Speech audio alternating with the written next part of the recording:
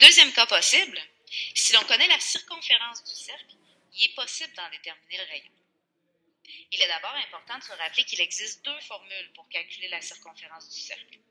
Une basée sur le rayon, soit C qui est égal à 2 fois pi fois le rayon, et une basée sur le diamètre d'un cercle, soit C qui est égal à pi fois d. Étant donné que l'on s'intéresse à la valeur du rayon, on utilisera la première formule, soit celle où la circonférence est égale à 2, qui multiplie pi et qui multiplie la valeur du rayon. Supposons maintenant que la circonférence de notre cercle soit de 22 cm. On inscrit cette valeur dans la formule et on isole le rayon par la méthode des opérations inverses. Cela nous permet de trouver que le rayon vaut 3,5 cm.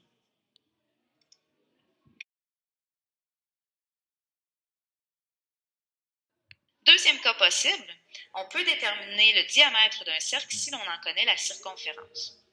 Il est d'abord important de se rappeler qu'il existe deux formules pour calculer la circonférence d'un cercle, soit 2 pi fois le rayon ou encore pi fois le diamètre.